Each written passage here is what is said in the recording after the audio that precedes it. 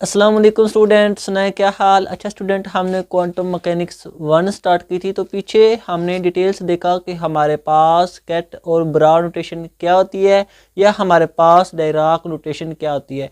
हमने डिटेल से इन तमाम चीज़ों को कवर किया था और फिर ये भी देखा था कि हमारे पास क्यों हम डायराक नोटेशन की हमें ज़रूरत पड़ती है या क्यों हम ब्रा और कट नोटेशन पढ़ते हैं, जबकि हमारे पास जो वेव फंक्शन था उसको रिप्रेजेंट करने के लिए हमारे पास साई वाला जो हमारे पास साइन था वो मौजूद था। तो फिर क्यों हमने डायराक नोटेशन या ब्रा कट नोटेशन को पढ़ा, ये हमने डिटेल्स देखा था।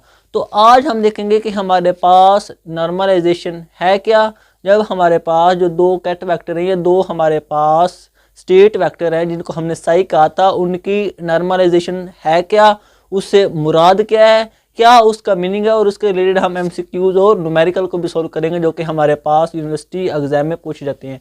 तो मेरा नाम ज़हीद इमरान और आपका ये चैनल फिजिक्स एकेडमी। तो चलें स्टार्ट करते हैं हम नॉर्मलाइजेशन को। स्टूडेंट, हमारे पास जो नॉर्मलाइजेशन है वो हमारे पास कुछ भी नहीं। हमने कहा था कि हमारे पास जो दो स्टेट वेक्टर होते हैं जो उनका इनर प्रोडक्ट होता है उसको हम इस तरह रिप्रेजेंट कर सकते हैं। अगर तो हम बात करें कैट और ब्रा की, तो हम ये हमारे पास होता है इनर प्रोडक्ट दो स्टेट वेक्टर का। लेकिन जब हमारे पास अगर हमने इसको अगर हमारे ये उस वक्त होगा जब हमारे पास जो वेव फंक्शन है या तो वो मैट्रिक्स की फॉर्म में हो या कई सारे वेव फंक्शन इकट्ठे और मिलकर वो एक वेव फंक्शन बनाए, तब हम ये यूज़ करेंगे। अगर हमारे पास जो वेव फंक्शन है वो हुआ वेव की फॉर्म में, क्योंकि वेव फंक्शन को दो तरीकों से रिप्रेजेंट कर सकते हैं, एक उसका मैट्रिक्स फॉर्म जो ये यूज़ होता है इसमें, और एक वेव फॉर्म जिस तरह हमारे पास कोज एक्स है, साइन एक्स है, साइनोसाइडल वेव है। अगर हमारे पास वेव फंक्शन इस फॉर्म में हुआ तो उस वक्त हम इन प्रोडक्ट को इस तरह लिखते हैं कि हमारे पास उसकी जो हमारे पास लिमिट होगी,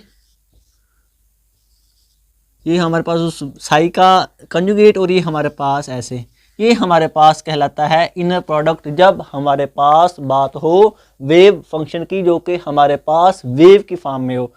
अब हमारे पास नॉर्मलाइजेशन क्या है, तो स्टूडेंट हमारे पास जब इनर प्रोडक्ट 1 के इक्वल आ जाए तो उस वक्त हम उस स्टेट वेक्टर को कहते हैं कि हमारे पास नॉर्मलाइजेशन टू ईच अदर है। दोनों स्टेट वेक्टर हमारे पास नॉर्मलाइज्ड हैं जब उनका इनर प्रोडक्ट इक्वल आ जाए। जब उनका इनर प्रोडक्ट स्टूडेंट हमारे पास इक्वल आ जाए 1 के, तो उस वक्त हम कहते हैं कि हमारे पास ये जो स्टेट्स हैं ये हमारे पास नॉर्मलाइज हैं।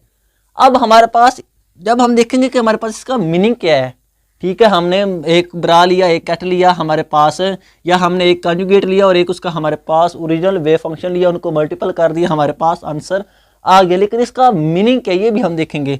और अगर हमारे पास इन इनर प्रोडक्ट का आंसर हमारे पास आ जाए 0 के इक्वल, तो उस वक्त हम कहते हैं कि ये दो स्टेट आपस में ऑर्थोगोनल हैं, ऑर्थोगोनल टू ईच अदर हैं, इनका इनर प्रोडक्ट हमारे पास 0 के इक्वल है। ये हमारे पास नॉर्मलाइजेशन कहलाएगा। ये हमारे पास कहलाएगा ऑर्थोगोनल, कि हमारे पास दो स्टेट आपस में ऑर्थोगोनल है, जो कि हमारे पास ये दो स्टेट वेक्टर हैं जो कि हमारे पास किसी भी पार्टिकल के साथ जो वेव एसोसिएट है उसको रिप्रेजेंट कर रहे हैं। अब हमारे पास ये तो हो गए दो हमारे पास केस, जब हमारे पास इनर प्रोडक्ट 1 के इक्वल हुआ तो वो नॉर्मलाइजेशन, और जब हमारे पास 0 के इक्वल तो वो हमारे पास आ गए ऑर्थोगोनल। ये हमारे पास बहुत इंपॉर्टेंट एमसीक्यूज भी हैं, पूछे भी जाते हैं कि हमारे पास अगर 1 के इक्वल हो तो नॉर्मलाइज, और अगर हमारे पास 0 के इक्वल हो तो ऑर्थोगोनल।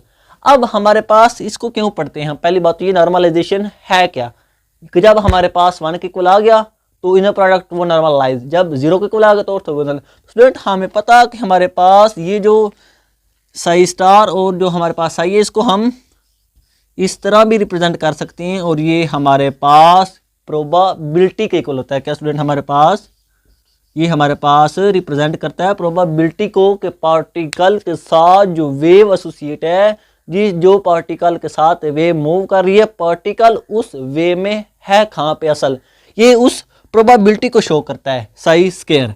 अब अगर तो हुआ 1 के इक्वल, तो स्टूडेंट ये याद रखा, हमें पता कि टोटल प्रोबेबिलिटी 1 के इक्वल होती है। अब अगर तो हमारे पास इनर प्रोडक्ट 1 के इक्वल हुआ, नॉर्मलाइज हुआ, तो हम कहेंगे कि उस पार्टिकल की प्रोबेबिलिटी एग्जिस्ट करती है। हाँ, उस पार्टिकल की प्रोबेबिलिटी है, पार्टिकल उस वे में कहीं ना कहीं पे मौजूद है। टोटल हमारे पास जो हम लेंगे इधर से लेकर इधर तक जो रेंज होगी वो हमारे पास पूरी 1 होगी। किसी एक जगह पे हम ये नहीं कह सकते कि इधर हमारे पास पार्टिकल कंफर्म हम नहीं कह सकते। टोटल हमारे पास जो रेंज होगी उधर हमारे पास टोटल प्रोबेबिलिटी 1 के इक्वल होती है, और हम कहेंगे कि हमारे पास पार्टिकल इस पूरी वे में कहीं ना कहीं पे मौजूद है, एग्जिस्ट करता है। लेकिन अगर हमारे पास दो स्टेट ऑर्थोगोनल हुई तो हम ये कहेंगे कि हमारे पास उस पार्टिकल के साथ जो वेव एसोसिएट है उसकी प्रोबेबिलिटी एग्जिस्ट ही नहीं कर रही। स्टूडेंट, क्या अगर हमारे पास इनर प्रोडक्ट 0 के इक्वल आ जाए, ऑर्थोगोनल टू ईच अदर हो जाए, तो उस वक्त हम कहेंगे कि उस पार्टिकल के साथ जो वेव एसोसिएट है, पार्टिकल की प्रोबेबिलिटी एग्जिस्ट कर ही नहीं रही, वो 0 के इक्वल आ रही है। तो ये होता है हमारे पास नॉर्मलाइजेशन और ऑर्थोगोनल का असल मीनिंग है क्या, पढ़ तो हम लेते हैं। अब हम देखते हैं कि हमारे पास इस नॉर्मलाइजेशन में से जो इंपॉर्टेंट न्यूमेरिकल आ सकती है, तो अब हम करते हैं उसको। स्टूडेंट, हमारे पास इसमें से लाजमी न्यूमेरिकल आ जाते हैं। तो स्टूडेंट, अब हम देखते हैं न्यूमेरिकल को। स्टूडेंट, हमारे पास पहला वो हमारे पास एक वेव फंक्शन देता है, वो कहता है हमारे पास ये एक वेव फंक्शन है, और वो कहता है कि आप इसको नॉर्मलाइज करो। क्या स्टूडेंट, वो कहता है कि हमारे पास एक वेव फंक्शन है जिसकी हमारे पास रेंज ये है, हमारे पास जो एक्स की लिमिट है वो हमारे पास है 0 से लेकर a तक। तो वो कहता है कि हमारे पास इस वेव फंक्शन को नॉर्मलाइज करो। तो अगर हमारे पास दो वेव फंक्शन का आंसर 1 आ जाए तो वो तो नॉर्मलाइज होती हैं, लेकिन अगर 1 के इक्वल ना आए तो फिर हम उसको 1 के इक्वल बनाते हैं। यही वो कह रहा है कि इसको 1 के इक्वल बनाओ। तो हम क्या करेंगे, हम सपोज करेंगे कि हमारे पास अगर ये सी को लें, फिर तो वो ज़ाहिर बात है वो यही कह रहा है कि इसको नॉर्मलाइज करो। इसका मतलब कि ये हमारे पास जो स्टेट वेक्टर है ये नॉर्मलाइज नहीं है। तो इसको नॉर्मलाइज बनाने के लिए हम इसके साथ ए कांस्टेंट को मल्टीपल करते हैं। तो हम इस वेव फंक्शन को इस तरह रिप्रेजेंट कर सकते हैं, एक कांस्टेंट आ गया ये। अब हमारे पास जो ये वेव फंक्शन होगा ये हमारे पास हमारे पास नॉर्मलाइज होगा। अब हमने क्या करना है, इस ए की वैल्यू फाइंड करनी है। तो अगर हमें ए की वैल्यू मिल गई तो हमारे पास जो ये वाला वेव फंक्शन होगा ये हमारे पास नॉर्मलाइज होगा। अब हमने निकालना इस ए की वैल्यू। तो हमें पता कि नॉर्मलाइजेशन के लिए क्या हमारे पास फार्मूला है, कंडीशन है कि हमारे पास जो इसकी लिमिट होती है वो एक का हमारे पास कम्प्लेक्स कंजुगेट, और वो उसको होना चाहिए 1 के इक्वल। तो अब हम देखेंगे कि हमारे पास इस सारी जो हमारे पास वैल्यू है इसको हम इधर पुट करेंगे और 1 के इक्वल रखेंगे, क्योंकि हमने वेव फंक्शन को नॉर्मलाइज बनाना है। तो फिर हम ए की वैल्यू फाइंड कर सकेंगे। तो अब हम निकालते हैं हमारे पास जो ए की वैल्यू होगी। स्टूडेंट, हमारे पास जो ए है, अब हमें क्या चाहिए, ये वाला चाहिए, ये वाला। तो सबसे पहले हम ये निकालते हैं। तो ये हमारे पास सही है। तो अगर हमने साई स्टार लेना तो हम क्या करेंगे, अयोटा का साइन चेंज हो जाएगा। यही हमारे पास मीनिंग होता है कि हमारे पास अगर मैट्रिक्स की फॉर्म में हो तो हम ट्रांसपोज और वो हमारे पास बार लेते हैं, लेकिन हमारे पास सिंपली अगर वेव फंक्शन वेव की फॉर्म में हो तो उस वक्त हम अयोटा का जो साइन होता है उसको चेंज कर लेते हैं साई स्टार लेने के लिए। ये हमारे पास बन जाएगा ई माइनस अयोटा के एक्स। अब हमारे पास ये भी मिल गया, ये भी मिल गया। अब हमें इन दोनों को मल्टीपल करना है।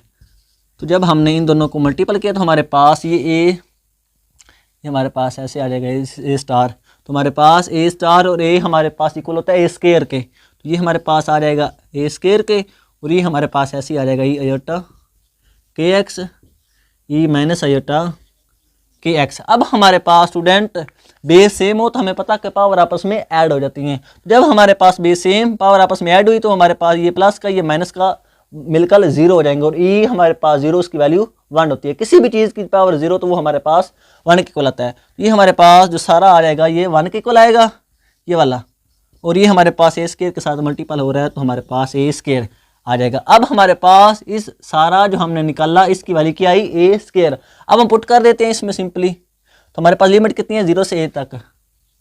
ये हमारे पास 0, ये हमारे पास ए, इधर हमारे पास आ गया ए स्केयर डी एक्स, और ये हमारे पास नॉर्मलाइज है, क्योंकि हमने कहा कि ये वाला वेव फंक्शन नॉर्मलाइज नहीं था, लेकिन जब हमने उसको एक साथ मल्टीपल किया तो वो हमारे पास नॉर्मलाइज है। तो उसका इन प्रोडक्ट हमारे पास 1 के इक्वल होना चाहिए। अब हमें ए कांस्टेंट बाहर निकाल लेते हैं, और हमारे पास 1 की हमारे पास इंटीग्रेशन होती है वो एक्स होती है।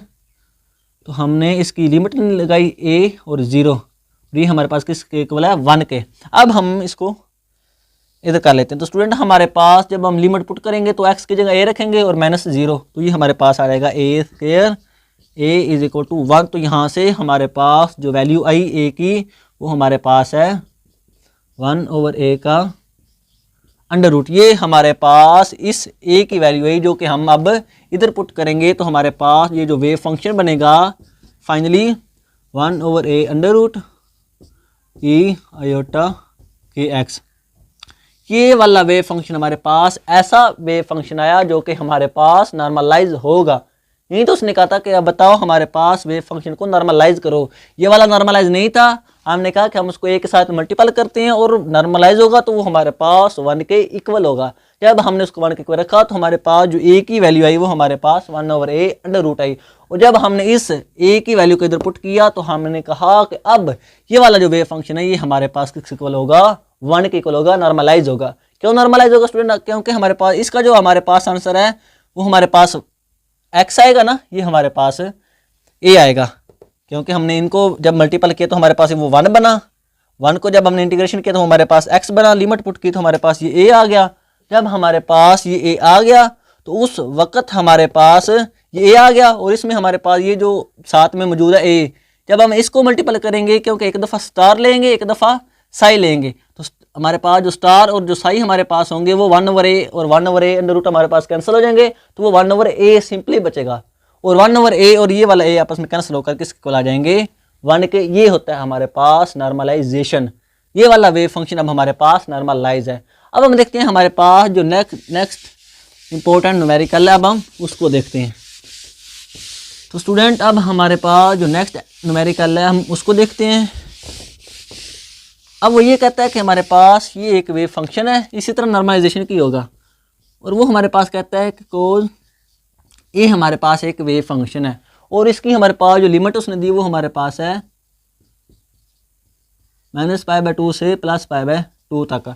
और वो ये कह रहा है कि बताओ हमारे पास इस वेव फंक्शन को नॉर्मलाइज करो। तो हमने फिर वहीं उसी तरह हमने करना है कि हमारे पास ये एक वेव फंक्शन है, इसको नॉर्मलाइज करने के लिए हम इसके साथ क्या करेंगे, एक कांस्टेंट को मल्टीपल करेंगे और फिर हम इस कांस्टेंट की वैल्यू पुट करें निकालेंगे, जो कि हम इससे निकालेंगे कि हमारे पास साई स्टार और साई हमारे पास 1 के इक्वल होता है क्योंकि ये वाला वेव फंक्शन अब नॉर्मलाइज है। तो अब हमारे पास जब ये वेव फंक्शन नॉर्मलाइज होगा तो क्या होगा, हमारे पास हमने ए स्टार लेना है। इस वेव फंक्शन का हमारे पास जो स्टार आया वो ए स्टार और साथ में कोज एक्स है, इसमें हमारे पास ये टर्न है तो हमारे पास ये ऐसे ही वैल्यू इसकी आ जाएगी। अब हम इसको वैल्यू पुट कर देते हैं, साई स्टार और साई की वैल्यू निकालते हैं जो हमें चाहिए। तो अब हमारे पास ये साई स्टार क्या है कोज एक्स और ये हमारे पास है ए कोज एक्स। तो सिंपली हमारे पास इसकी वैल्यू आ जाएगी ए स्क्वायर कोज स्क्वायर एक्स। अब हम इसको इसमें पुट कर देते हैं हमारे पास। जब हमने इसको पुट किया तो हमारे पास लिमिट क्या है -π/2 से π/2 तक और ये हमारे पास a square cos square x d x और ये हमारे पास किसके इक्वल है 1 के, क्योंकि अब हमारे पास जो वेव फंक्शन है वो नॉर्मलाइज है। ये वाला वेव फंक्शन अब नॉर्मलाइज, ये वाला नहीं था इसलिए हमने इसको ए के साथ मल्टीपल किया ताकि हमारे पास नॉर्मलाइज बने और हमने इसको 1 के इक्वल रख दिया। अब हमने ए स्क्वायर हमारे पास बाहर आ गया और हमारे पास ये जो कोस स्क्वायर का फार्मूला होता है ये हमारे पास होता है 1 plus cos 2 angle divided by 2। हमारे पास इस हम 2 को वैसे ही बाहर लिख लेते हैं, हमारे पास ये ऐसे बाहर आ गया और हमारे पास ये इंटीग्रेशन -π/2 से हमारे पास आ जाएगी π/2 तक और ये हमारे पास ऐसे dx। अब हमने इस हमारे पास जो वैल्यू बची इसकी हमने इंटीग्रेशन करनी है। अब हमने इसकी जब इंटीग्रेशन की तो हमारे पास जो वैल्यू आएगी, हमारे पास जो 1 का आएगा वो हमारे पास x आएगा क्योंकि 1 तो हमारे पास एक कांस्टेंट नंबर होता है, उसके हमारे पास आ गया x।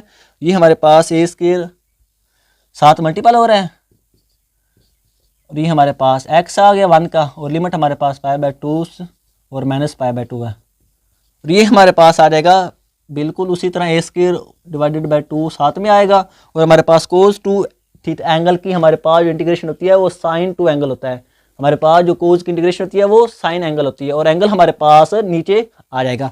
जब हमने इसकी निकाली तो हमारे पास साइन 2 एंगल डिवाइडेड बाय हमारे पास ये 2 जो हमारे पास इसकी एंगल के साथ था, और लिमिट हमारे पास π/2 से -π/2। ये हमारे पास जब हम लिमिट पुट करेंगे तो हमारे पास a² ऐसे ही आ जाएगा π/2, और जब हमने माइनस को पुट किया हमारे पास, तो वो लिमिट वाला माइनस जब हम अपर लिमिट पुट करते हैं तो माइनस लोअर लिमिट पुट करते हैं, और ये माइनस माइनस आपस में प्लस हो जाएंगे।